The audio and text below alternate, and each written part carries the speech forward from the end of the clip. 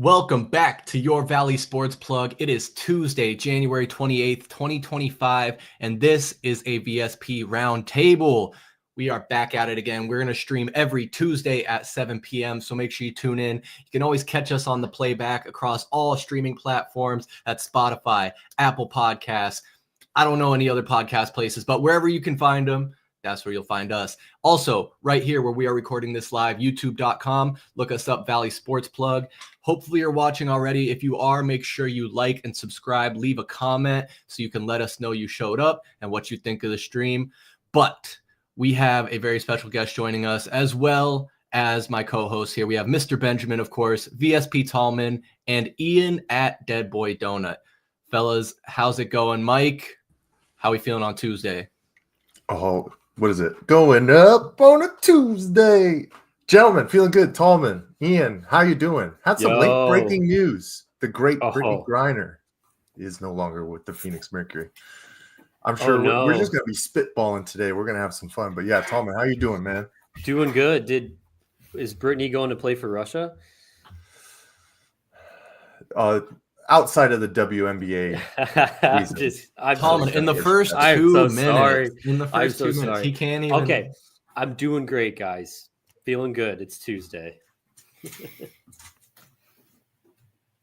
I'm also doing good. There you go. Sorry. Okay, yeah. Didn't mean to leave dead air. That's my bad. I'm chilling.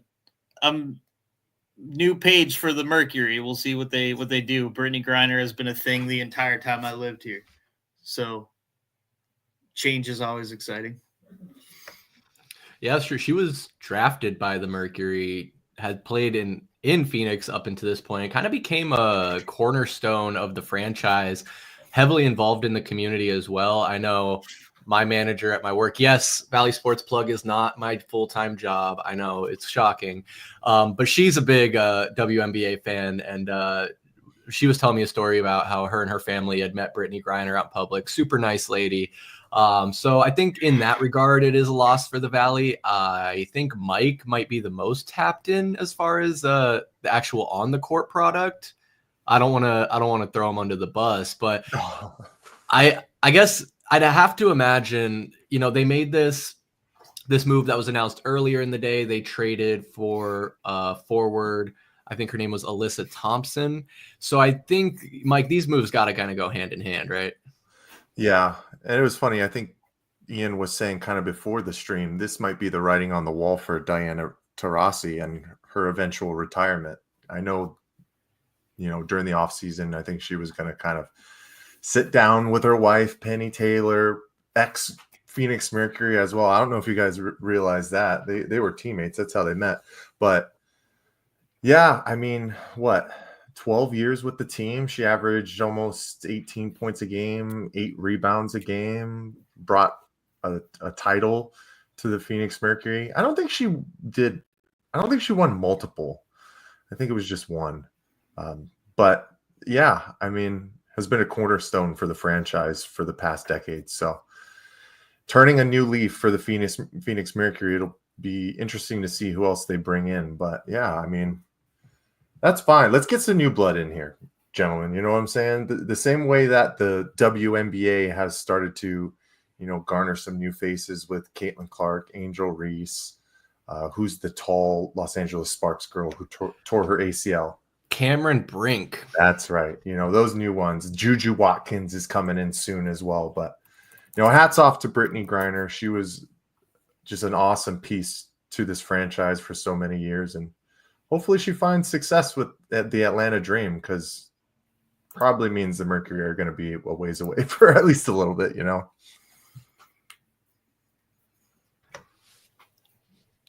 Yeah. I mean, it's it's always interesting when you lose a piece like that, because Mike, you're right. She did win the one title in 2014. His 10-time All-Star. She's not just a face of the Mercury, but like a face of the WNBA in a lot of ways. And of course, as Tallman had to chime in, had some legal and international issues, was in the news a lot for that. I think that's probably unfortunately, what most people in the country know her for.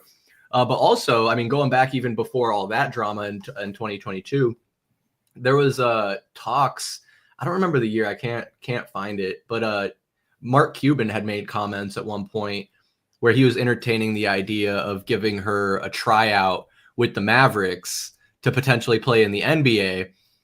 Never came to fruition. Don't know how it would have went, but Brittney Griner is 6'9".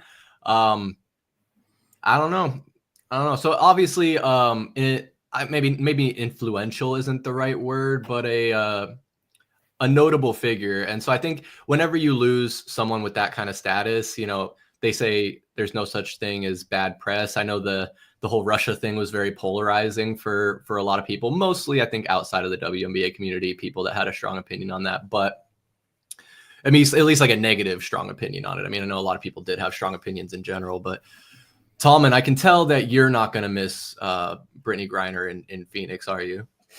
Oh, Jesus. Why you set me up like that? Oh, you set yourself up. Get out of here. I mean, I'm not going to lie. I don't.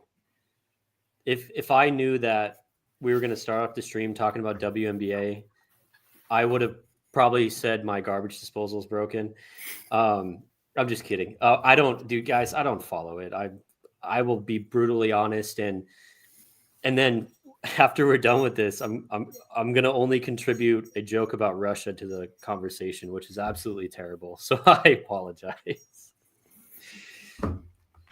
No, I mean it's all good. I didn't expect us to spend a lot of time talking about it. It was just the late breaking news, and honestly, as I've already admitted, I'm not fully well versed on the actual on the court product of the WNBA, which I think, I mean, for myself and for a lot of people, is probably going to change a lot as it gets to be more competitive and more entertaining to watch, which I think with all the new players coming in and the fresh talent and it's just basketball. I mean, the same in the NBA. Mike and I were having this conversation on Pass the Outlet last week. We were dusting off the old Michael Jordan, LeBron James debate and just talking about how the game has changed so much. So if you put LeBron in the Jordan era, he's going to dominate even more than he already does in the modern era. You bring Michael Jordan into the modern era, and I'm not going to rehash that conversation. Go back and watch Past the Outlet if you want to know my thoughts on that. But I think it is the same for the WNBA. But man, I mean, we got Ian in here. He is our resident New York sports fan. He's big on the Yankees and the Nets. The Nets, right? It's crazy because like New York is kind of like California in that regard. They have so many different sports teams going on, but I feel like you always fall into one camp or the other. But while we have Ian here, I did want to chat a little bit about baseball. A lot happening, so we can kind of bounce around. And if you guys haven't noticed, there's not a solid structure for this roundtable today, so we're just gonna have fun. It might be some dead air, but we're gonna try out this format. We've only done it a handful of times, but I think it's going well, just to make the conversations a little more free flowing and natural. But Ian, I wanted to ask you a question about the Yankees and Aaron Judge specifically, because I'm just gonna call it Twitter. I was on Twitter last night, and this guy was like I follow a lot of sports betting Twitter, and he put up a tweet basically saying to parlay Aaron Judge to have 60 home runs, Shohei Ohtani to have 50 home runs, and Juan Soto to have 40 home runs.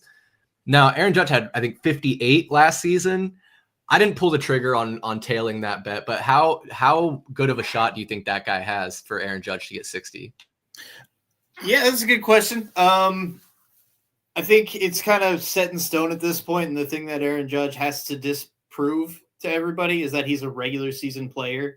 He's going to be a dude who balls out when it's not the playoffs. All he really has to do is stay healthy. He does have a history of injuries, being 6'7", 235 or whatever the hell he is. That's a lot of body to throw around in an outfield. So he does get injured a lot. That would stop me from taking that bet. But as long as he puts up a healthy season where he's playing 150 games, yeah, he can absolutely crack 60 home runs. No doubt in my mind. The only thing that has to happen is he just needs to stay on the field. Now, Ian, I don't think we've had you on to talk about the bad news, unfortunately, right? With Juan Soto taking the deal with the New York Mets, man. I mean, it has been a couple of weeks now. I'm sure the wounds have started to heal for you a little bit. But I just want to know, what was your first initial reaction when you heard that news, man? I got PTSD from when we missed out on re-signing Robinson Cano. That's exactly what that reminded me of. I think as a Yankees fan, when it comes to missing out on free agents, those are the two that probably stung the most, because usually, comes with the territory of, there's two sides of the same coin there, where there's players that, it's their lifelong dream to play for the Yankees, all that shit. And then the other side of it is there's, free agents that want nothing to do with us because they grew up hating the Yankees. And we miss it on people like that all the time, where Ken Griffey Jr. is a really famous one. So that doesn't sting so much because it's just part of what you get being a Yankee fan. But the ones where we had them and they just left for the minuscule amount of money that Juan Soto left for, on top of, Cano left for tax purposes. Washington State doesn't have income tax, so he ended up making more money over there. It's little shit like that where it's like, goddamn, like it was all business to them, and that does sting a lot. The silver lining is, I always complained that the Yankees were a top-heavy team. They had Judge and nobody else for a while, and then they got Soto, and then it was Judge and Soto and nobody else. They're starting to balance things out. Like, their rookies are starting to produce. Austin Wells is looking like he might be good. It's going to be a make or break year for Volpe. And then after that, Goldschmidt is an improvement over Rizzo, even though he's 60 years old. Max Fried is good. Devin Williams is good. Like they're filling in spots where they needed to fill in, and just kind of saying, fuck Soto, he never existed. And that is kind of something that I wanted to see. I forgot Cody Bellinger as well. We got him. So our team's a little more rounded out than it was when we had Soto, and it's not just going to be Judge, Soto, and then a bunch of dudes hitting 200 batting average. So there's hope, I would say.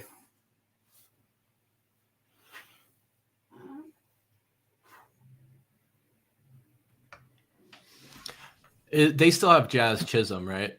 They do, yeah. He is. I think they're torn as to whether or not, because we lost Gleyber Torres, kind of let him walk. So we don't know if we're going to play Jazz at second or third right now. That's kind of the big debate, because we don't know who's going to play third. If we keep Jazz as second, it's going to be something they figure out in spring training, I think.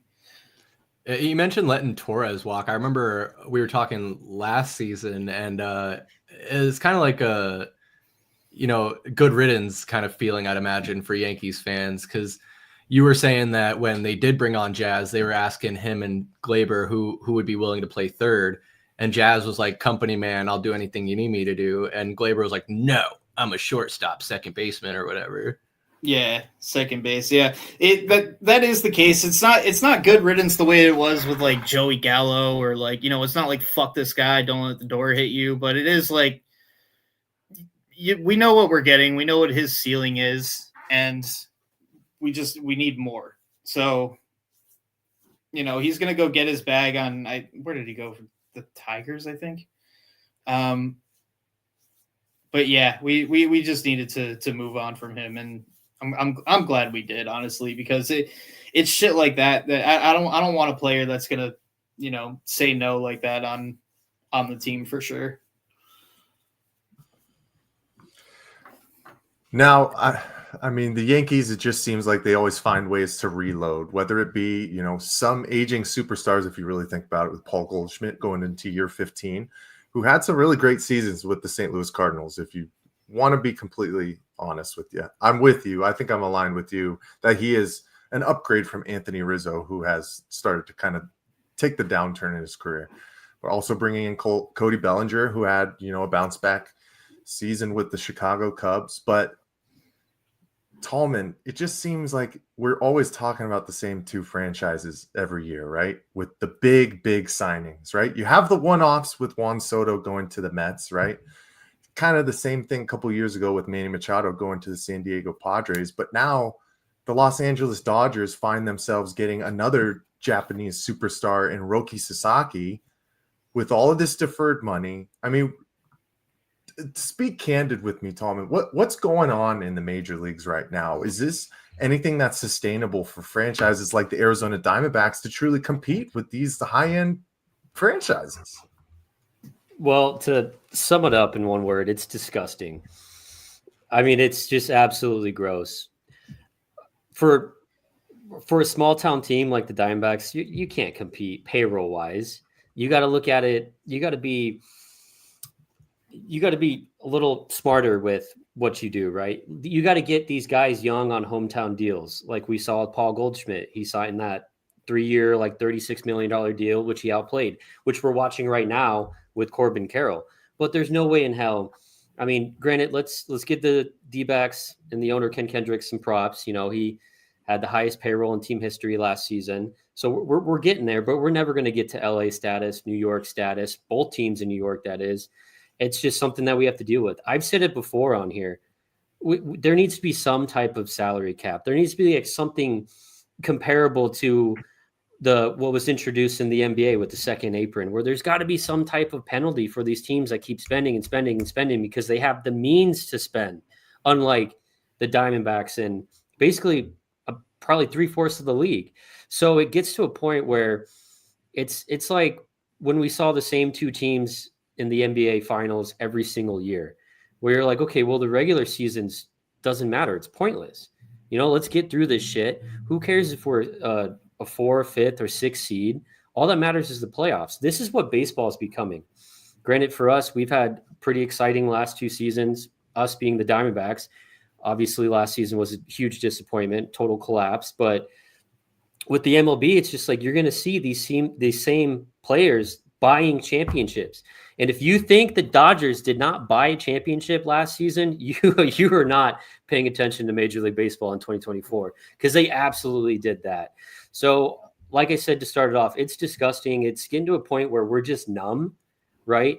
Us in Arizona, we're like the little brother to LA. They keep signing all these players. They're getting all these foreign prospects coming in. It's nothing new to us, right? I mean, we'll hang our hat on that Corbin Burns headline, that big signing, splash signing.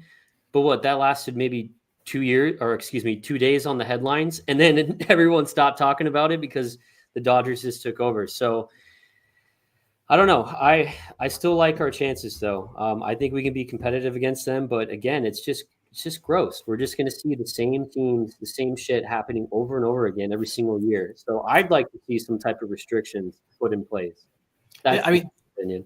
This is just fucking disgusting. Plus 250 before a single game has even been played to be the World Series favorite. I mean, they bought those odds right there. 250 is wild. Yeah. Yeah, literally. That's just like payroll and talent alone. And like the Yankees to be the next closest at 750, like, it makes sense that they are the next closest, but that there's a 500-point gap in between them is just absolutely absurd. And it's a steep fall off after that, where you can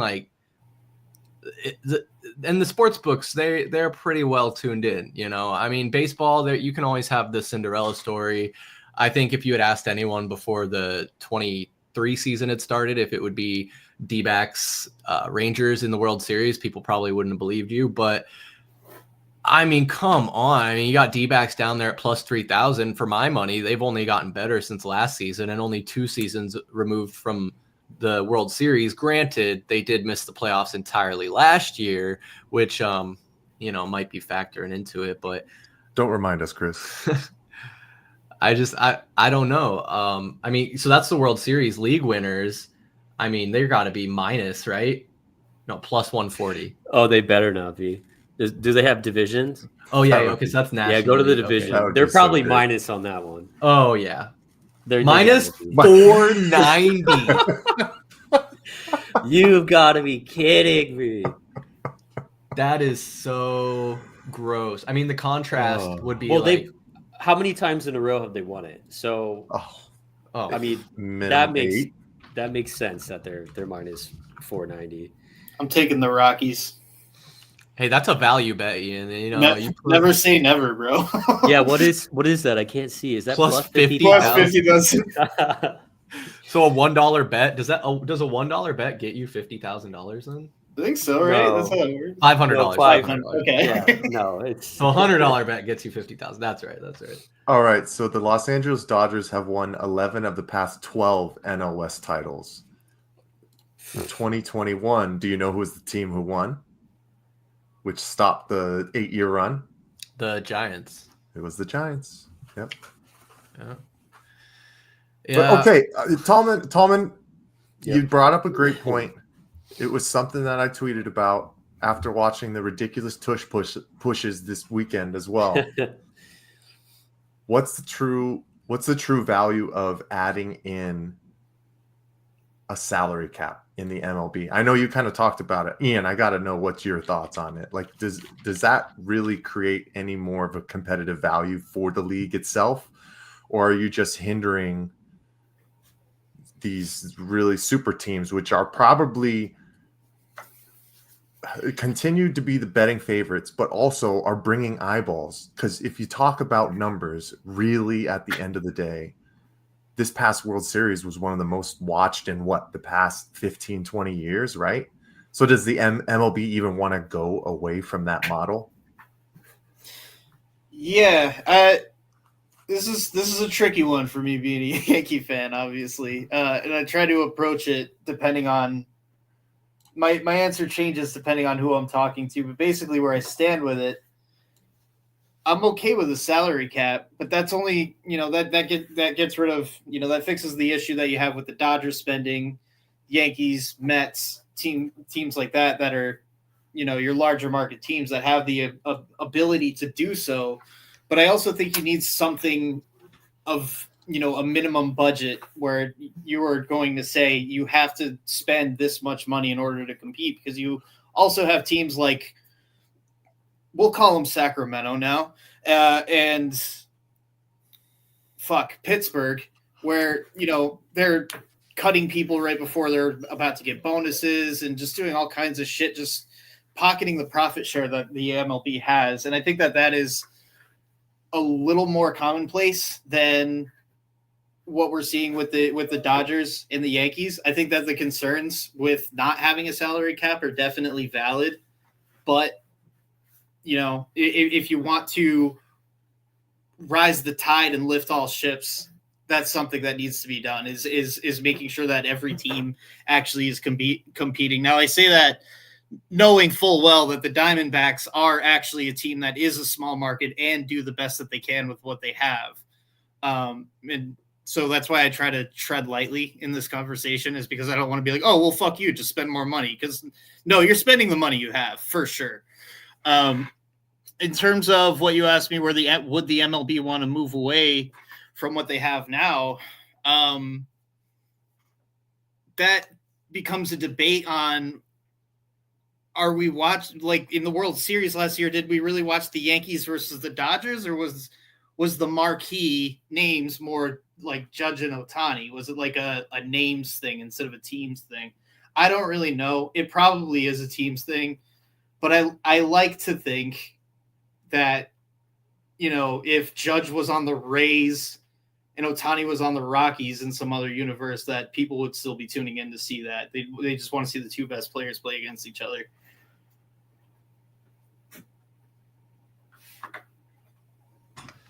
Yeah, I think that's what it comes down to at the end of the day, is that people do want to see parity in the league, but they also want to see, the superstars is what really draws new fans to the sport. And I think we live in a day where people are for sure still fans of teams. I don't think that's ever going to go away, but it's far more common now for people to be a fan of a single player. Like there's and I personally feel like that kind of started with LeBron James, where people were just a fan of him. And so they, became Heat fans, and then they became Cavs fans again. And now they're Lakers fans, and they just really like themselves some LeBron James. I think Odell Beckham had a little bit of that too for a little while, and it's crazy. Dude made his entire career off of one single catch, but there are those guys that just transcend, the sport with their talent.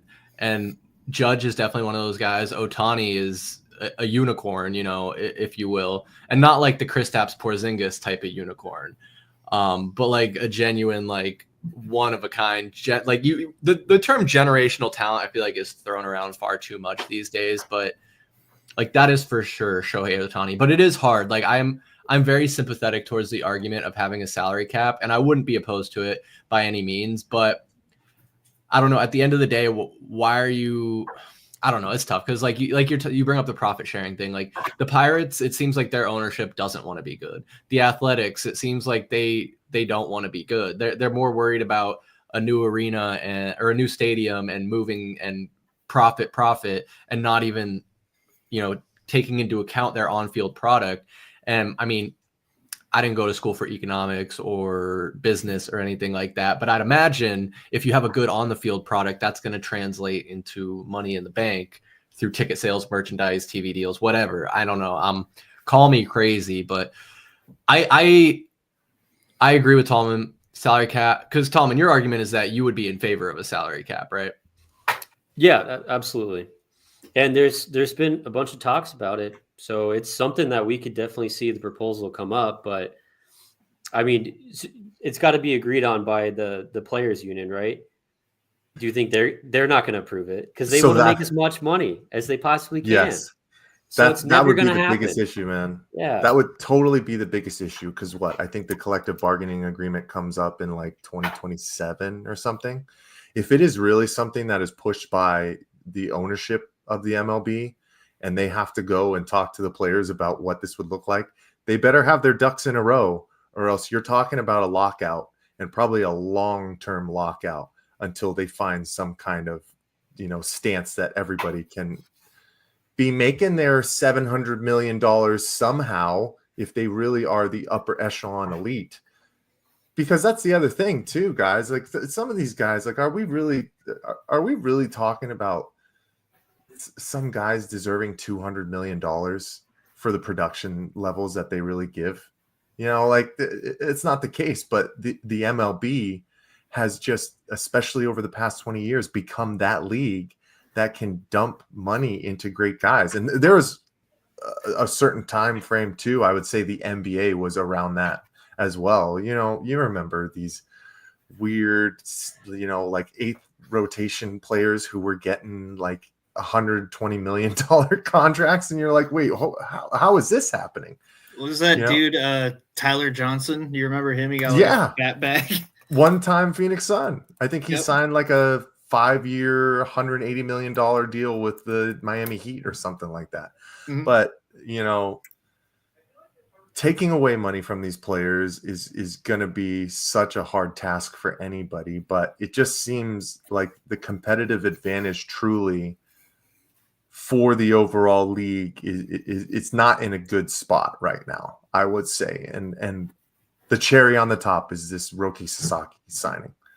But good Lord, that's why one day I'm just going to have to sit down with Raymond and be like, I need a PowerPoint presentation why this is good for the MLB. And it can't be leading off with this profit sharing bullshit, because we're past that, man. Now it's about how, especially we're ones that get stuck in the same division. 11 of the past 12 years, man. Like, when the fuck are we going to be able to win a division title if they keep signing and deferring all of the best of the best?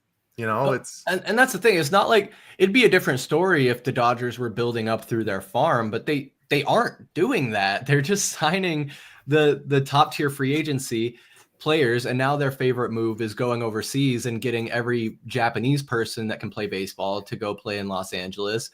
I will say though, in kind of skimming this article, I didn't realize that there is a competitive balance tax in the MLB, which since 1996, that's what I was going to bring up. Yeah, go ahead.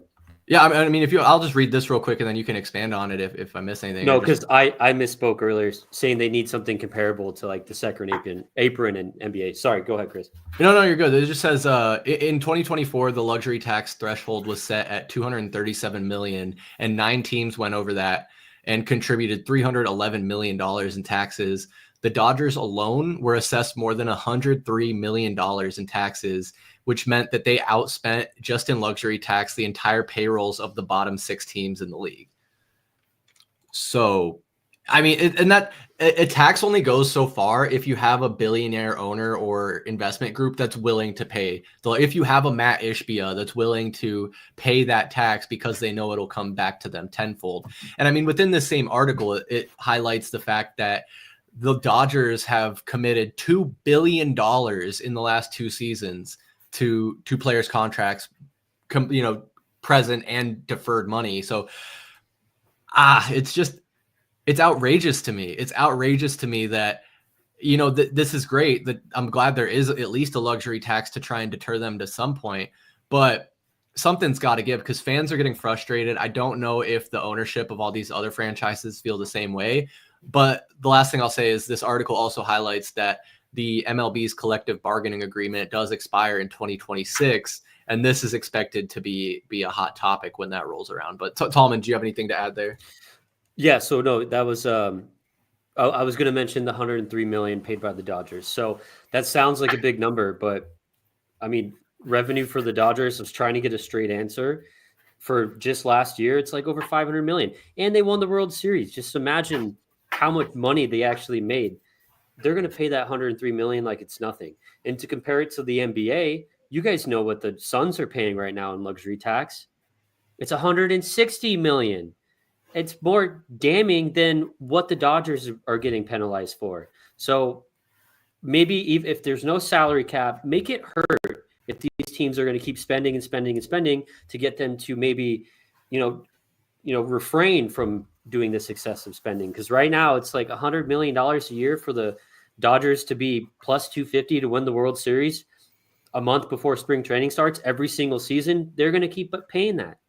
It just doesn't make sense. Something's got to give because it's getting pointless at this point. And I don't know. It's just gross. It's gross. They're going to make that tax money back just from selling their World Series championship merch. Yeah, there's Yikes, man. Something I saw that says the Dodgers have already made $120 million just off having Shohei Ohtani on the team for one season. Isn't that crazy? Yeah, I mean, I believe it because they're going to pocket every single piece of merchandise. I mean, probably not the whole amount. I'm sure Shohei gets a cut of that, but they're raking in money from the merchandise sales. That's for sure. And they now, I think it's honestly smart of them to get all this Japanese talent because you're tapping into the international market where I would imagine 95% of Japanese citizens that are interested in MLB baseball are going to be Dodgers fans. And I don't blame them. I don't blame them one bit, but it's just, I don't know, Ian, maybe you can answer this question for me. What do you think is it just the money why all these Japanese stars are signing there? Or is it a sense of camaraderie or, is there something really appealing about paying exorbitant taxes in the state of California? I think it's picking, the one of the teams that has, the lights are the brightest there. I think Ohtani signing there is the catalyst, but I really think the reason that all those Japanese guys are going there is I think it's all part of what we saw in, what year was it? 2022, when the World Baseball Classic is what I'm referencing here. Basically, they had that crazy ass murderers row team, and that's where all of these guys came from. Roki, Sasaki, Yoshinobu Yamamoto, Ohtani. I think Kodai Senga was on there. They have more guys coming down the pipe. Just, yes, it is camaraderie. They're joining the Dodgers for that reason, and they know that they can do that in one of the biggest cities in the country, and one of the biggest cities in the country with one of the biggest populations of Japanese people. So it's kind of a perfect storm of, marketing strategy. That's kind of how I see it. It's like they're picking where they're going to be the most popular, where they can, play together and just win and rake. I mean, it makes sense that it wouldn't be just like one singular thing that makes him pull the trigger, because I'd imagine if it were just all about where you can get the most exposure and the lights and everything, New York would be almost equally as appealing. The Yankees more specifically, but also the Mets, they get plenty of attention as well. But yeah, man, it's not like the MLB can be like, you can only have a certain number of Japanese players on your roster. So it's like, I wouldn't say it's necessarily a problem. I think as far as my hierarchy of concern goes, it would definitely be more with the deferred contracts and the amount of money that the Dodgers are shelling out. Cause it's like the way they're trending, they're going to have double, triple the payroll of every other team in the league. And then what do you do? What do you do if the Dodgers are winning 100+ games every season, walking into the World Series, and then people just stop caring about watching baseball when they know their team has no chance of even scratching the surface? I mean, we talk about them, what was it, 10 out of the last 11 or something like that the Dodgers have won the division. So like, if you're trying to be a Rockies fan or a Giants fan or a D-backs fan, like literally we have these conversations where we're like, all right, we know the Dodgers are going to win the division, so we have to make it in through the wild card. And that's tough. And I'd imagine the players, it's gotta be hard for them as well, knowing that like you're going to play your heart out, you're going to do the best you can, and you have to hope that you make a wild card spot beating out the rest of the National League versus just trying to win your own division. Yeah, I think the Diamondbacks as a team kind of know that that's their spot too. I think that it would serve them well morale wise to lean into it and be like, yeah, we're, it's our job to make the Dodgers nightmare or their seasons a nightmare as much as they possibly can. And really just, I think you can do that. And Corbin Burns is a big signing, man. Obviously, the Dodgers did load up, but I don't know. I do think the Diamondbacks can steal some games, I guess is what I'm trying to say here. Oh, they absolutely can. That's the beautiful thing about baseball is they play so many goddamn games. Mm-hmm. They're all professional baseball players, man. It's like that any given Sunday type saying for football. It's like you can steal some of these games for sure. But, I mean, it was just damning those odds for them to win the division, the Dodgers that we mentioned earlier, the -490. It's like they're going to win the division. That's probably the safest bet in baseball right now. But, I mean, I know we're beating the hell out of this salary cap topic, but just the contrast between the highest spender and the lowest spender. I mean, we've mentioned it before. The Mets are $308 million, and then you go down to the Athletics, it's $63 million. You compare that to any other major sport in America, that's the biggest swing because of this reason of no salary cap. So, I mean, they got to do something about it before it gets out of hand. And you could argue right now it's already out of hand. Where's Billy Bean when you need him? Yeah, there you go. Everybody's going to have to start doing some money ball. He's paying Oakland $63 million still. Well, I mean, maybe they're starting to turn the corner. They just gave Brent Rooker a 5-year, $60 million contract. I don't know why they didn't trade him. I don't know why he didn't sign somewhere else. That too. Are you telling me he couldn't have gotten $60 million somewhere else? Yeah, I mean, he's a big bat. He's 29 too. He's not young. Yeah. They did just pay Luis Severino more than he's worth too, which was really, really weird. I think he got the biggest contract in their franchise's history. I think you're right. I remember seeing that. Maybe he's a huge gambler. He's just, Well, he's got to wait 3 years. Still, he's got to play in Sacramento. That's why he signed a 5-year contract, because he knows eventually he's going to be. There you go. Right. Well, all right. I don't blame him then.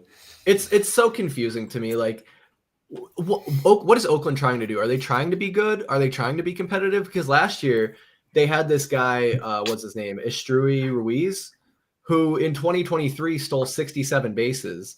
He played in 29 games, and he was picking up right where he left off, and they sent him down to AAA to waste away the rest of the season.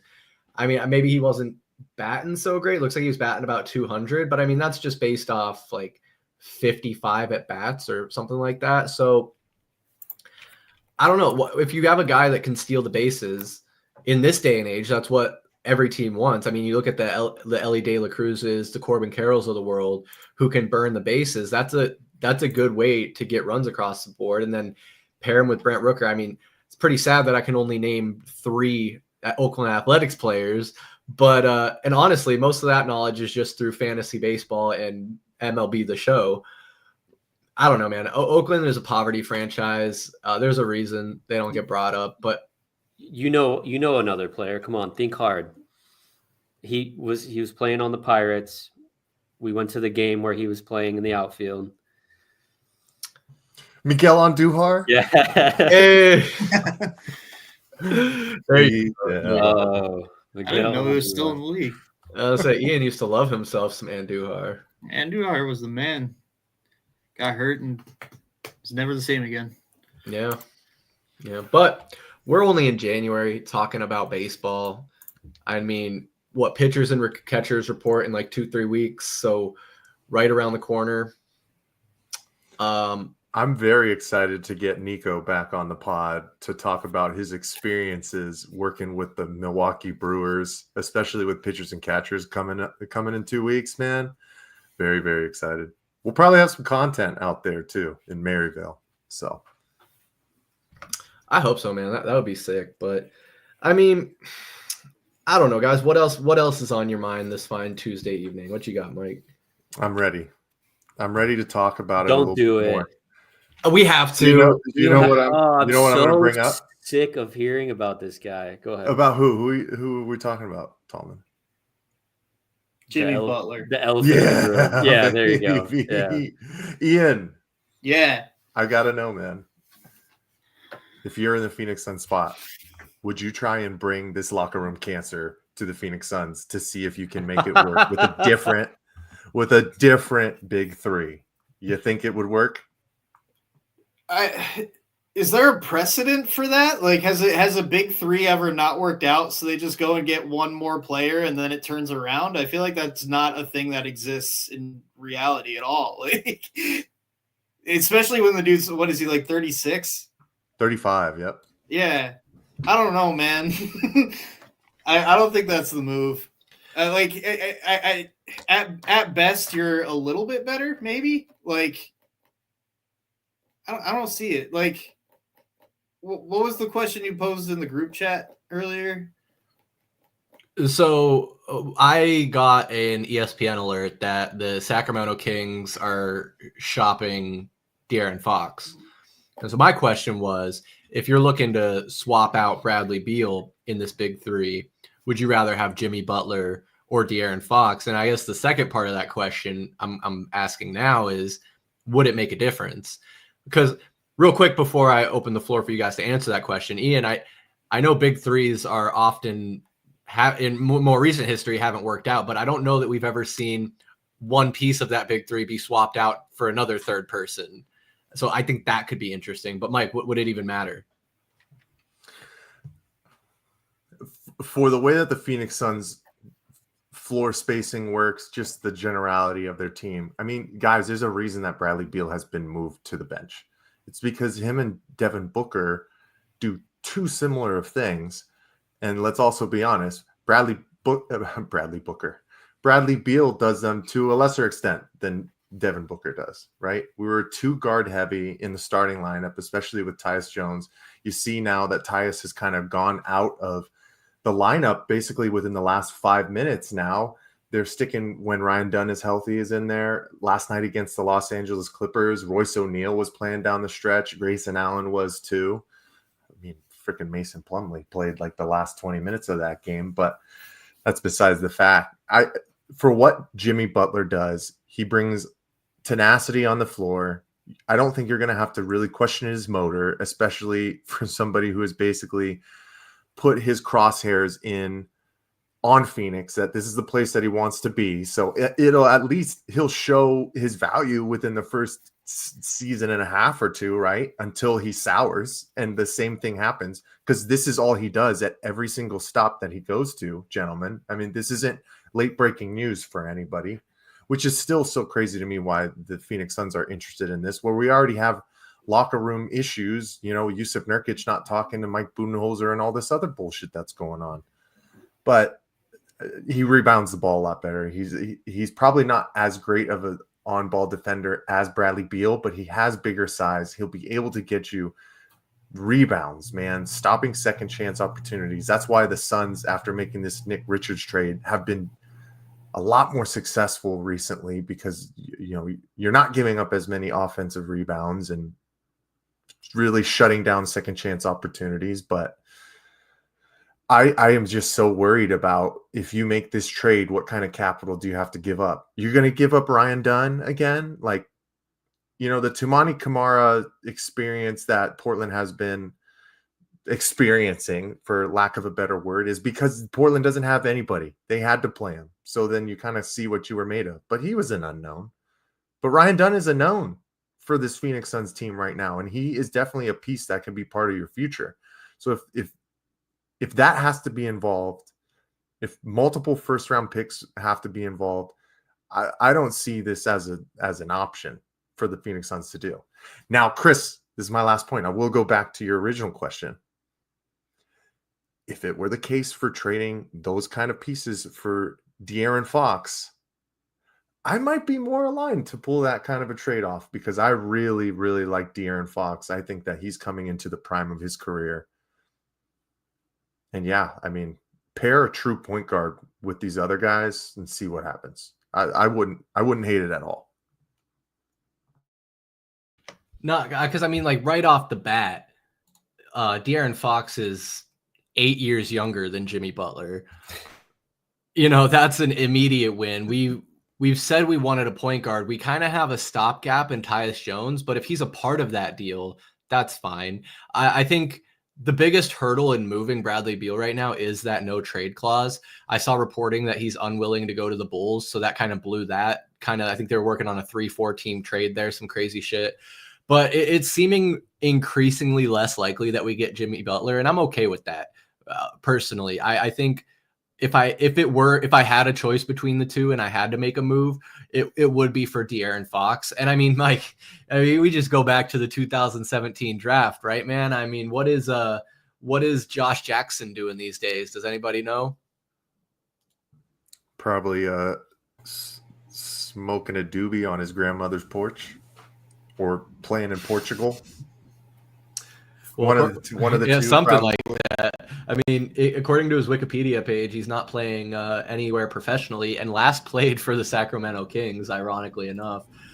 But I mean, obviously, I love playing the coulda, woulda, shoulda game with drafts of all kinds. But honestly, like, things happen the way they do, and then the moves that happen after that kind of are shaped based off of that. So who's to say that if we had, drafted De'Aaron Fox, or really anybody but Josh Jackson, how much different this team would look, and how many other things may or may not have happened if that were to have been the case. So, you gotta live in the present. And if we could get him now, I think that it would be an improvement, but I don't think it pushes the Suns over the top, because I think the issues run far deeper. And one of those glaring issues is, what the fuck do we do with Jusuf Nurkic? Does anybody know? Ian, do you know? Trade him. Do you know? You trade him for pennies. Pennies on the dollar? What else are you going to do? He's sitting on the bench. He's causing distractions. I mean, obviously you don't know what's going on with his relationship between him and Bud, but I mean, it sucks because he's your best rebounder right now on the roster. I mean, okay, just because the kid, the new guy, got what, 18 or 19 rebounds in that one game. I don't know. He either set a record or tied Charles Barkley's debut in the home arena rebound number. I don't remember exactly what he finished with. So he had a great game, right? But I was watching the game yesterday. How come we're rolling with Mason Plumlee for the last quarter of the game in there? Why didn't the kid get some role in there? So Nurk's got to go. I mean, he's absolutely got to go. Something's gonna happen, right? You don't bench Bradley Beal. You don't flip your 2031 first round pick into 3 lesser first round picks for no reason. There is something happening. They sent Oso Ighodaro down to the G League today. Something is going to happen before this deadline. Is it Butler? Who knows? Knowing our luck, we're going to hate it, and we're probably going to get Butler. You guys heard he got suspended indefinitely. So he walked out a shoot around before the game because he was told that he wasn't starting. So Butler's definitely played his last game for the Miami Heat. His price or his cost just went down because the Heat are handcuffed. They want to get rid of him. Maybe the Suns can afford that asking price now. De'Aaron Fox, I was very surprised when I saw that because looking at the standings, I mean, I don't watch very many Sacramento Kings games, don't get me wrong. But like they're in like the same position wise, seating wise, record wise as the Suns right now. And they have a talented roster. I don't see why in any world they would trade De'Aaron Fox unless someone's going to overpay out the ass for him, which I bet you that's probably what they're looking at. Yeah, that is exactly what they're looking at. He's on an expiring. His free agency's coming up. He told Sacramento he's not going to re-sign there, so they're just trying to get something for him instead of letting him walk. And I think that's going to be the end of the Kings in terms of this era. You know, they're going to go into rebuild mode, is what I'm trying to say. So I think that they're going to want some draft capital back. I don't know if it's possible. I don't really mess with the trade machine or anything like that too much.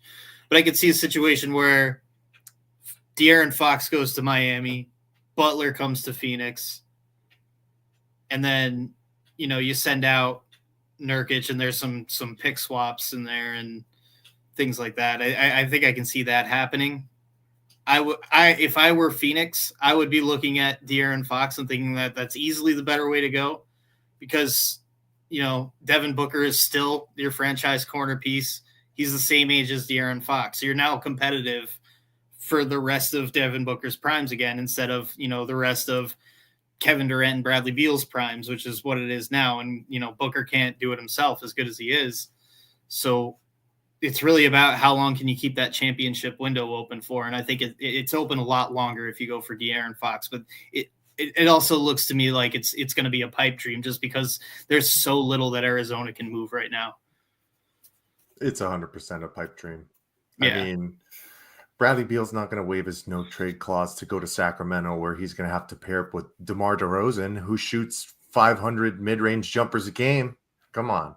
You think Bradley Beal is okay with moving to the bench here and he's going to have to go there and not be one of the, you know, steadfast guys who is controlling the basketball and controlling the offense all the time? No, I think Bradley Beal is the reason why everything has been held up for so long. It obviously is because of the no trade clause, but specifically for the Phoenix Suns trying to find the match in the contract dollars. And I think that goes back to Tallman's point that he was saying about trading Jusuf Nurkic. Yes, the Suns need to trade Jusuf Nurkic. They need to get him out of the building. He needed to be gone yesterday, right? But the guy makes $19 million. He's not on an expiring contract. He's still under contract for next season. So it's not even kind of like a baiting trade where you can send somebody Jusuf and then they can cut ties with him because they know he's off the books next year. Like, unfortunately, specifically for him, I think the Suns are going to have to hold on to him unless he can be part of this 5-team trade that gets Jimmy Butler to the Suns, and then you just include him to leave. But they're going to have to make the move in the summer, where I think it'll be more enticing for teams because then they'll know that he's only under contract for 1 year and he'll be gone. But yeah, I mean, was that De'Aaron Fox year? That draft was the same with Jason Tatum and Markelle Fultz in that draft. I mean, once again, the Suns strike out. But well, and like I think Frank Ntilikina was supposed to be Oh yeah, he never. That let was a me strike. stand That up. was a strikeout as well. But yeah, I mean, it's tough because I mean, Mike, not to beat a dead horse, but just to like emphasize, like, without Bradley Beal being willing to go somewhere, there isn't enough money to keep all of the, like, there's just no way to keep all of our three guys. And that's why you had even heard the rumor swirling of them possibly moving on from Kevin Durant as well. But I think those quickly kind of dissolved, because the second you let go of Kevin Durant, you're pretty much throwing in the white flag. And then at that point, you might as well let Devin Booker go early as well. I was listening to the game the other night. I don't remember who we were playing, but I think I was listening to, I don't think we've played any national games, so I might have been listening to the away stream commentators, but the question was asked if the Suns are a contender right now, the way the roster is constructed. And the answer was no. And I have to agree. And it has nothing to do with our starting five. It's the lack of depth on our bench. And this is the second season in a row we're dealing with this. So that's why it's hard for me to find hope, because no matter what we do to swap out these guys that are supposed to be our starters, we are still struggling on the back half, and the guys that are going to come in and give these guys rest. And God forbid one of our starters gets injured, having one of these guys come in and play significant minutes. I mean, I love what Josh Okogie did for us defensively, but from a shooting perspective, most of the time he was a liability. So I'm not going to say good riddance. I mean, we got a good position of need back in return in Nick Richards, and I've been very impressed with what he's doing lately, but he's not the cure-all either. I don't know, man. The problems run so deep on this team. You're seeing articles and reports like Tallman was kind of alluding to, where Mike Budenholzer hasn't talked to Jusuf Nurkic in over 2 months. And you heard that as well with Monty Williams. I don't know about Frank Vogel, but it's like, I don't know. I obviously don't know what it's like being in the NBA with those high stakes, those, feelings and everything going around. But it's just, my perspective as a fan that's not making millions of dollars to play basketball is, you are blessed and you're a professional and you are asked to do a job. And why are you acting like a child, not talking to your head coach, not having communication, just because of frustrations over playing time or utilization? And like, have those conversations like an adult. Use your agent to request a trade and do it back room, type of thing. But then also it makes me ask, like, how much is Mike Budenholzer contributing to this? Has he tried to approach Jusuf Nurkic to have a man-to-man conversation with him about, like, hey, you're not, I'll be completely honest with you, you're not part of the vision I have for this team, and I'm working with James Jones and Matt Ishbia to see if we can move you, but you just got to be patient with us. So just, hang out, do what we ask, and we'll try and do right by you. But instead, it's this shade and these subtweets and the interviews. It's gross, man. The pettiness of it is just wild, man. Like, I was listening to, Cameron Cox of, I think, Channel 12 News Sports interview him and do kind of a sit down, and that's where Jusuf Nurkic kind of detailed what's been happening, and him being a professional, staying ready whenever his number is called. And then, of course, the one time they ask about, like, do you think that you'd be able to mend the relationship? The answer is no comment. Like, what is this high school petty bullshit, man? Like, are you telling me that they're in the training facility and, like, if they see each other, they turn the other way and, like, take the stairs instead of the elevator because they're worried that they might run into each other? Like, how is this happening? How does this happen? I think the easy answer is egos, right? Right, Tallman, do you think? Or is it something else? Oh, who knows? Where is he from? Maybe it's something from his homeland. Just kidding. No, it's it's ridiculous. I mean, Well, so yeah, maybe, who knows?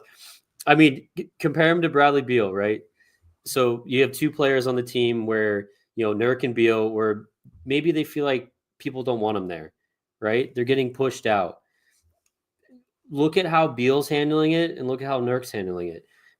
Beal's remaining professional. He's coming off the bench. He's not bitching at all. Granted, you can tell in his demeanor and maybe his tone in some of the interviews that he's doing, but he's not saying any of those things that are going to be, further distractions to the team. So he's handling it as a professional would handle it. And then the guy that we want to switch him out for in Butler, like we were talking, he's getting suspended again. He's walking out on the team. He's missing flights because he's not getting what he wants. Even though he's making $49 million this year, and he's got a player option for $50 million next year. So it's crazy that you want to get rid of one cancer. I'm talking about Nurk. I'm not talking about Beal because he's, like I said, he's handling it well. But you want to get rid of that, and then you want to bring in another one. And there's so many Suns fans. You see it all over social media that are just so set on bringing Butler in like it's going to solve everybody's problems. It's not going to. If we see this actually come to fruition or any other major splash change, that's just an absolute desperate attempt to save this season, to save another season, another year before Durant gets older, to save this whatever little window we have to be competitive, to actually compete, for an NBA Finals. I mean, even compare how we played against the Cleveland Cavaliers recently. They played us out of the fucking gym. We don't belong in the discussion right now as a team that can actually seriously compete for an NBA final. So if we're going to flip and think Butler's going to come in and save our problems, and he's going to come in on day one and be the leader of this team, how terrible is that? If you need somebody to come in from outside to basically save your team and be the leader, to be the alpha male, what does that say about your team right now? We already know Durant, he just wants to play basketball. He doesn't want to be the leader. He leads by example on the floor. Where's Book at, man? Who's holding these players accountable? And then you talk about the Budenholzer aspect. I was watching the game last night where, if you guys watched to the very end, where Grayson Allen was at the free throw line, where that game, by the way, shouldn't have been that close. It's 103-90 in the fourth quarter, and you let them come back into that game. But going back to Grayson Allen on the free throw line, he's sitting there arguing with Budenholzer at the stripe, where he's animated.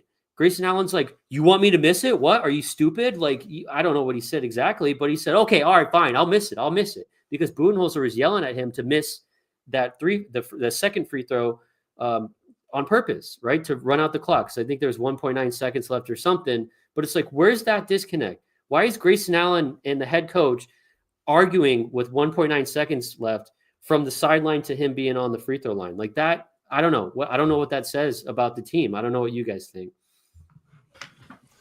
Well, first and foremost, I'll let Chris go, but I gotta say, I just gotta throw this in real quick.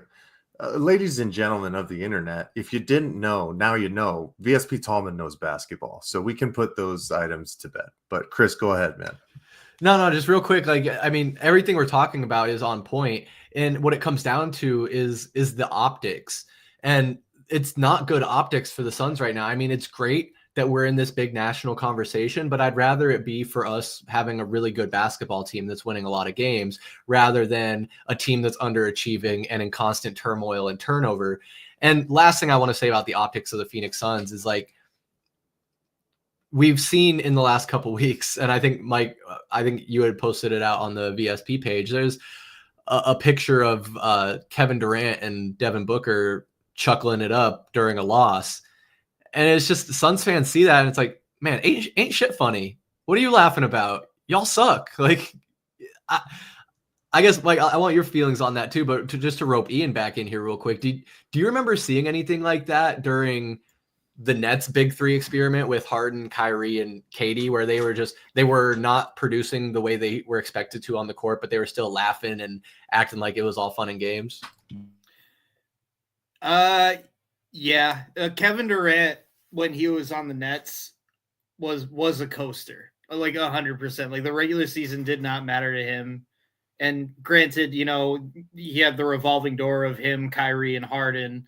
So I think he assumed that he was making the playoffs no matter what. But when all the controversy was going on with Kyrie, people kept asking him about it, and he was like, "I don't care, just tip the ball up." I don't like, and that was kind of his attitude throughout his entire stint with the Nets. Was anytime something serious came up that was, kind of hindering or hurting the team, his reaction was always like, I just want to play basketball. It's like he has a one-track mind where all he wants to do is be on the court and play, and nothing else really matters. So, like, it doesn't seem like locker room drama or anything like that is like off the court issues. He wants no fucking part of it at all. And it's extremely frustrating to see. And I think that's what you guys are seeing as well, where you see this guy and you want him to be a leader, but at the end of the day, I think he's going to go down as the greatest role player of all time.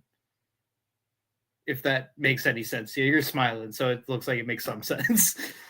Makes sense to me. Yeah. The greatest role player of all time. I love it.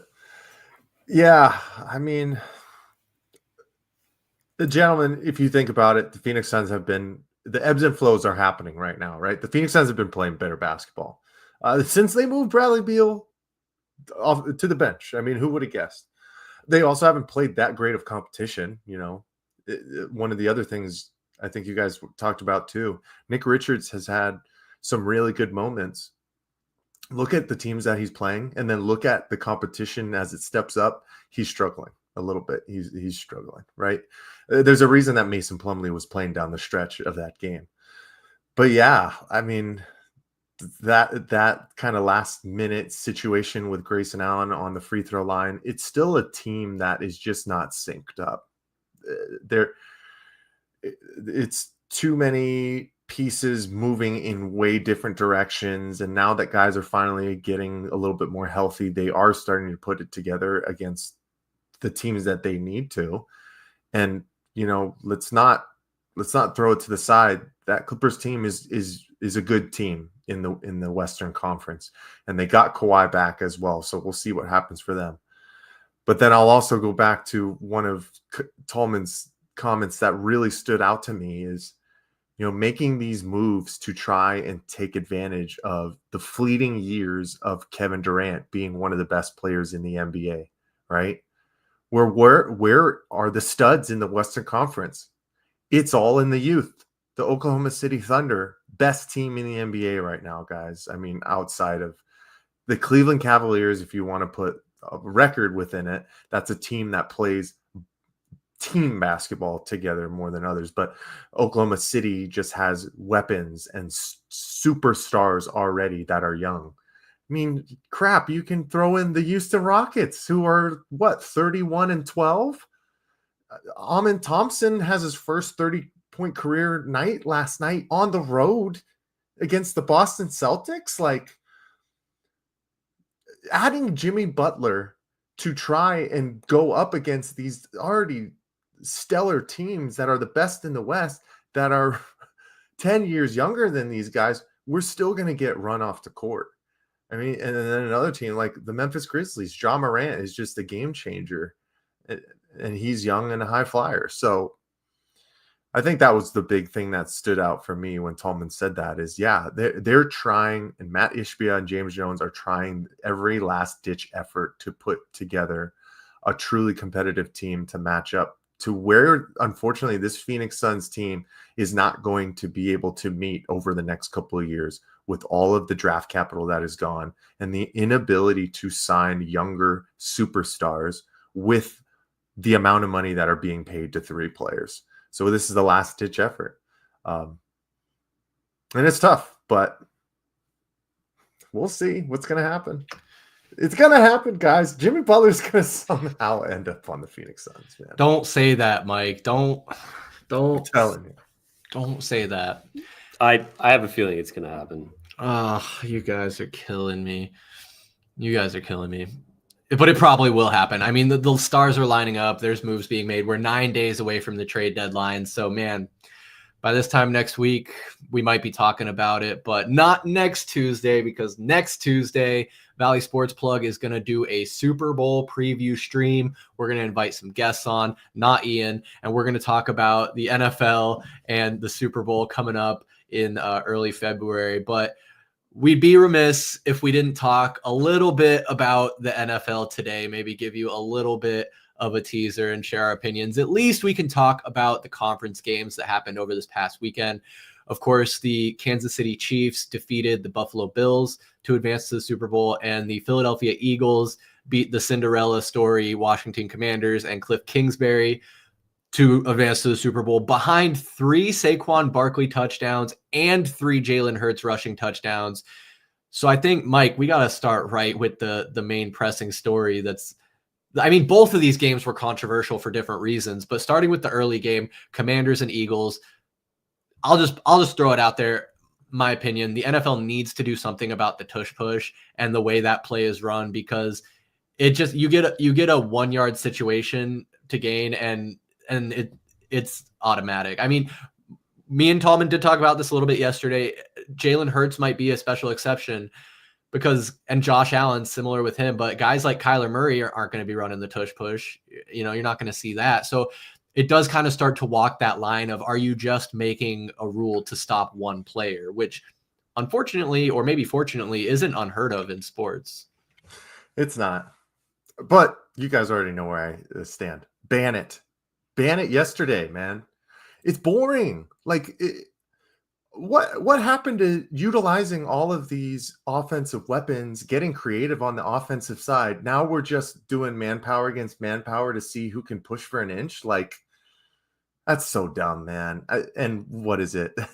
Whenever this conversation comes about, I kind of think of what's the Seth Rogen movie with Kim Jong-un? Oh, the Interview. The interview? Yeah. They hate us because they ain't us, right? Yeah, I hate you because I can't run the tush push with Kyler Murray. We were never going to be able to do that. And even when we did try it with Clayton Tune, it was disgusting. It didn't work more than half the time. It's just a boring part of football. Why can't we line up in the trenches and hand the ball off to Saquon Barkley and see if he can get 1 yard again? Do a design bootleg run with Jalen Hurts. I mean, like, that's how he scored most of his. I know that's how he scored once at least, but it was the same thing, right? We had to watch that atrocity happen against the Commanders, I think, in the third quarter with the multiple offsides penalties where their safety is jumping over. Then they get warned that the referees can award points, and people are. Well, and who knew that was a thing? Who knew that the refs could award points? I didn't know that. It's probably really deep within the rule book, but that's a situation like that spurs, like this shows on Yahoo Sports, spurs a rule change, right? We have to go deep into the bag to talk about giving points because you're just going to run the tush push 7 times in a row. Like, at what point do we look ourselves in the face and understand that football is a physical sport? It's all about physicality. It's all about setting the line. I get it.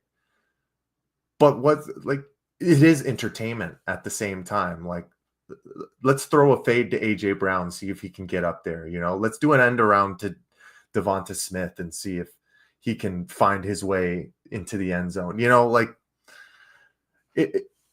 Maybe I'm not a realist for thinking of it this way, but after you watch the bull that happened in the first game, then we come out and we have to watch Josh Allen run it like 6-7 different times, and it never worked for the Buffalo Bills, and they kept doing it. So it's just boring. That's my true viewpoint at the end of the day. It's boring football to watch, and I hate it.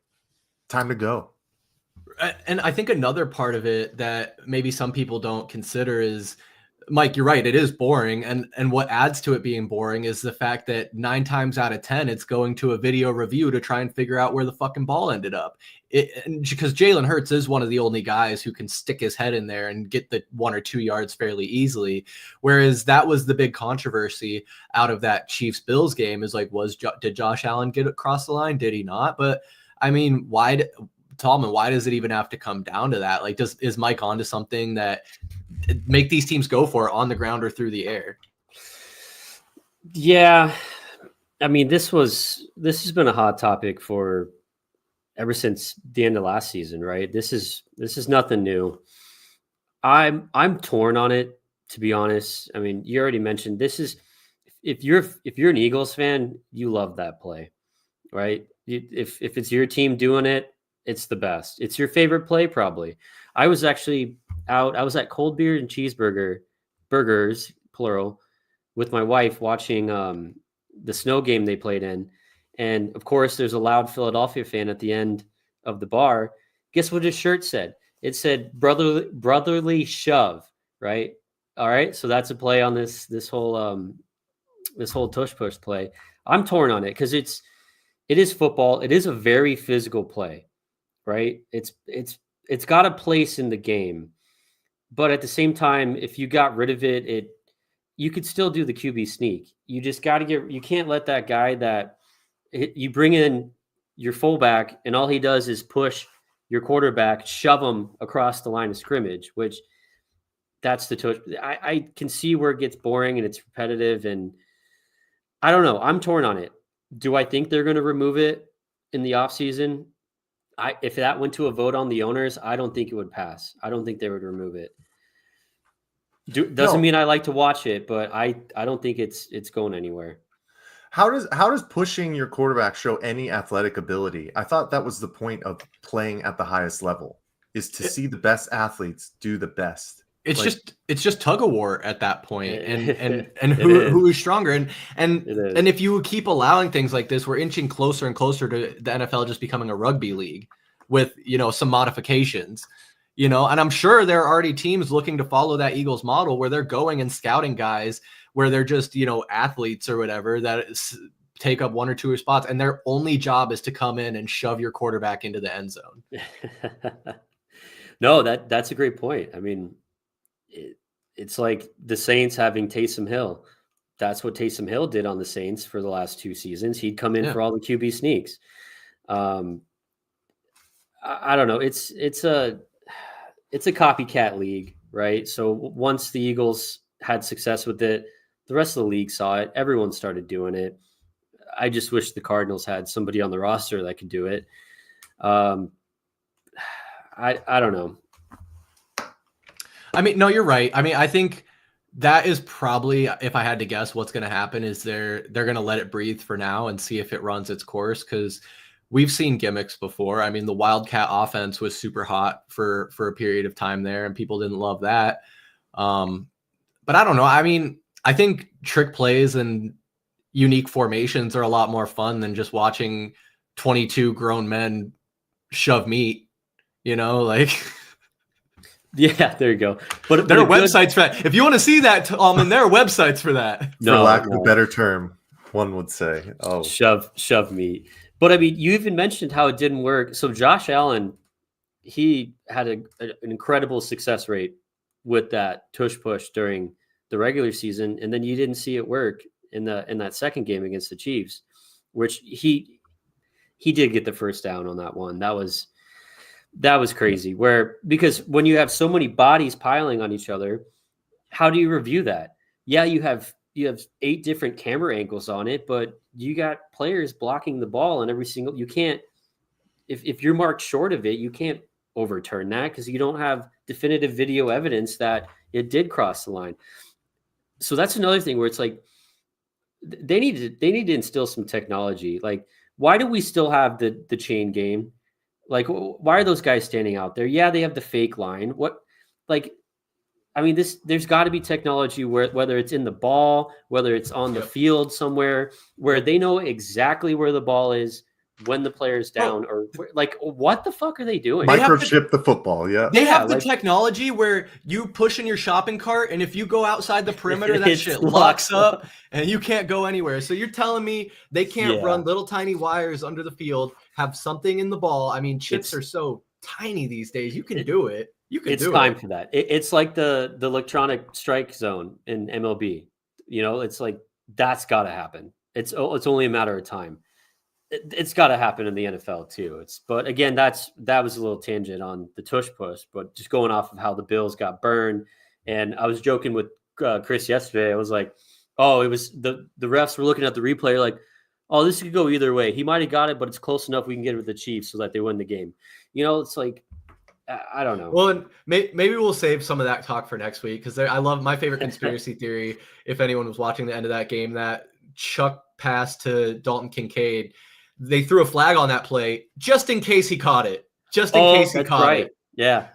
Because if he caught it, it'd be a hold or OPI or something, and it's coming back anyway. I mean, if you believe in the script. But yeah, I don't know. It's time. It's time, man. And I think you can, don't worry about losing jobs. You can still have the chain gang be out there for like a physical representation of where the players need to get to to make the line for a first down in the line of scrimmage. But then if it's a close call, you just defer to that technology and you keep it pushing. And then you don't have these long, game delaying reviews that make it boring. And it's great for bathroom breaks. But I mean, there's enough.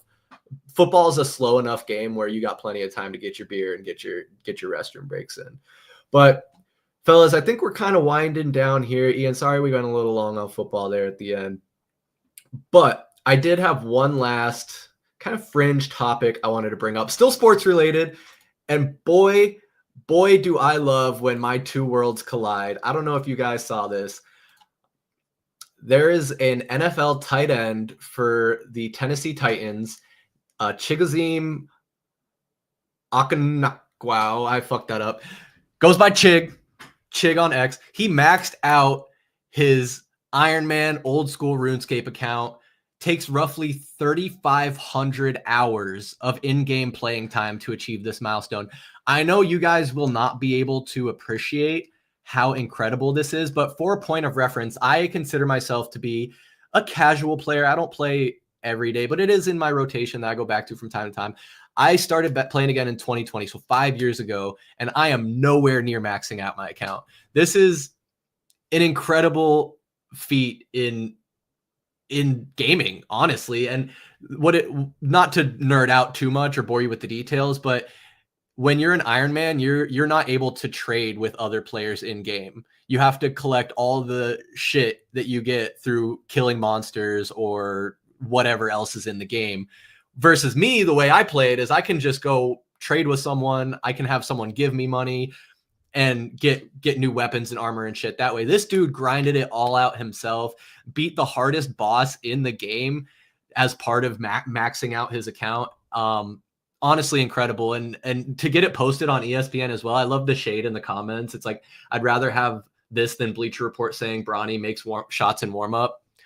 So I was like, even Bronny's catching strays, even when talking about old school RuneScape, a game that's 20 plus years old. Man, I love it. I don't know if you guys have any thoughts on that, but had to share. It's just crazy to find the time to do that and professional football. That's so true. Like, that's all I have for you. Yeah, I'm 145 days. Yeah, I think he's doing the podcast circuit right now since this news broke, and he's kind of blowing up. So I'll have to see if he talks about how long he's been playing on his account.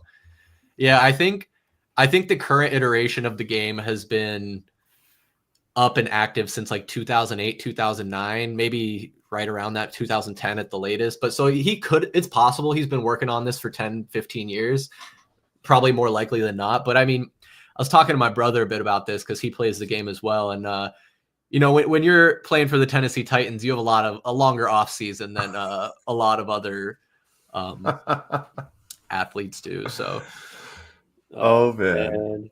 Dude, Okonkwo showing up for nerd culture. I love it. Here's one thing, right?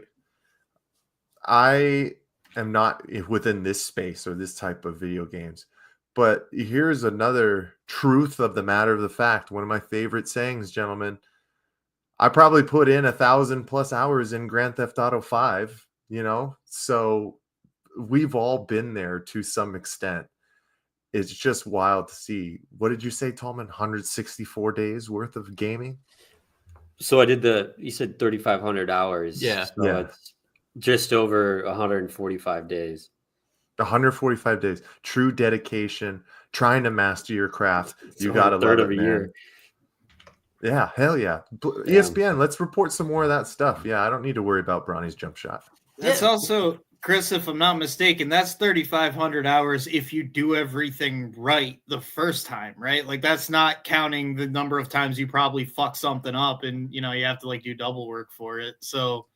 Oh, yeah. And, I mean, I would imagine, I would venture to guess it could, for most people, it probably takes longer than that, especially if you're playing with the Iron Man restrictions. Like, I mean, I think I wish I had it. I think I'm maybe at somewhere between 60 and 80 days of gameplay logged in this game. But I mean, I have a good account. I've obviously curated it for a long time, but nothing like that. That's crazy. And so it's dedication. And my first thought was I've never heard of this guy was the first thing. Look him up. He's their starting tight end. He's number 1 on the depth chart. So Yeah, maybe he does. Your grandma drafted him in our fantasy league, and Oh, I remember yeah. going, who the fuck is that? That's the connection I have with that. Well, and she won the fantasy league, so maybe she knows something She we did. don't. She did. You're right. She knew something Yeah, we she didn't. did. That's for sure. Oh my God! Shout out, Grandma Linda. But yeah, if you're curious, guys, DM me at me on X, and I'll share with you my RuneScape name, and we can go do some raids together, do some boss fights. God, you're such a nerd. Fuck you. It's not. You know how big World of Warcraft was? This is basically World of Warcraft, but better. So at least World of Warcraft is more thought out. I don't know. What? More thought out? Well, it's not. Well, because I don't know. I'm not okay. You know what? I don't have the experience to be able to have this argument with you. I don't know because I Dwight, never you ignorant slut. There you go. I never really played World of Warcraft. Do you still have to pay monthly for World of Warcraft, or is that not a thing anymore? I think you do. I don't know, honestly. But also, like, it's funny with this day and age, there's so many private servers that you can join. Oh, true. I think, I mean, that might also cost money. Sometimes those are just like donation based where you can play on them for free and then just make donations. But yeah, I don't know. But yeah, guys, I mean, this was a lot of fun. I guess we can go around the horn here for any last thoughts. Ian, let's start with you since you're our special guest here. Thanks for having me. Starting to get cards graded, and I'm going to auction them off pretty soon. So that's the thing that I'm doing, and I'll keep you posted on it. Tallman, what about you? I mean, I know all three of us are getting into the card game in some form or fashion. Are you going to pick up the hobby? No, I'm one and done with my my pristine Paul Sewald Topps card here. So I'm just going to retire on top with the Paul Sewald card. No, I don't know. I mean, I do kind of get stuck going through those short videos on social media where you see people open up packs and stuff. It's catching my eye, but I don't know if I need something else that is going to suck more of my money away. Are you sure, Tallman? You don't want to spend $40,000 on a card? No. That's crazy. Is that our future first baseman? Spends that much money. No, designated hitter. Designated hitter. Okay. Yeah. Paven. Jeez. Yeah. You guys want to see something that I saw on Whatnot yesterday? Show us, Mike. Show us. You see how much that card is going for? What is it? $4,000. There's no way that payment process. No, is that like an auction? I think I cut. Yeah, that payment failed. Yeah. What? Yeah, Whatnot is an auction app. I will say dangerous as fuck. To be honest, I will say there are some big time streamers though that will sell packs or boxes of cards for like $12,000. So the hobby is very much alive. Am I gone? Am I muted? Is anybody here? Is everybody here? Yeah, I'm here. What just happened? What just happened? Idea. Oh my goodness! Well, good thing that we're about to end. Right. But holy shit. No, I don't know. Did you guys hear? Sometimes I've seen people who will buy packs for like $12,000. So I believe it. It's insane. I mean, cards are at a all-time high, and they just keep going up. But Tallman, I will say, I got my eye on a very, very special card just for you, man. I think I'm going to pull the trigger on it, and I think you're really going to like it. Don't buy it. Don't buy the Michael Wilson card. Don't do it. You're really gonna enjoy it. I know it's Michael Wilson. I know. You don't know. You don't know. Yes, squat. I do. You don't know nothing. Come on. Okay. All right. Okay. Just be excited. I'm excited. I'm excited. Thank you, Michael. All right, but guys, we're heading into a special time of year, I think, in sports, right? We got Super Bowl coming up. We got waste management coming up, right? I mean, the NBA trade deadline, the All-Star festivities are right around the corner. Freaking spring training is about to be here in the Valley, man. This is what we wait all summer through to get to this moment in time in the year. So I'm very excited for what's coming up in the next couple of months. But Ian, Tallman, Chris, always appreciate you guys. Yes, sir, Mike. It is always a pleasure, always a privilege and a pleasure, never a chore to hang out with you guys and talk sports. We're going to do this every Tuesday at 7 p.m. We will live stream right here on YouTube. We'll put the playback up the very next day for your listening pleasure on all the audio podcast streaming platforms. So make sure you like and subscribe right here on YouTube. Also follow us at AZ_VSP on Instagram, Twitter, X, TikTok. Anywhere you find Valley Sports Plug, you can find us. If all else fails and you're struggling, go on Google, type in Valley Sports Plug, and we'll be right there. We're going to keep bringing you content, guys. It's a lot of fun. I am going to open up these 2 packs of Paldea Evolved that I picked up on my way home from work, see if I can get a nice pull. I'm a nerd out and be made fun of by Tallman, and that's okay. But want to thank you all for tuning in or listening back. Yeah, I probably will. I probably will. So until next time, I'm Chris Patrick for Mr. Benjamin, VSP Tallman, and Dead Boy Donut Ian. See ya. Peace.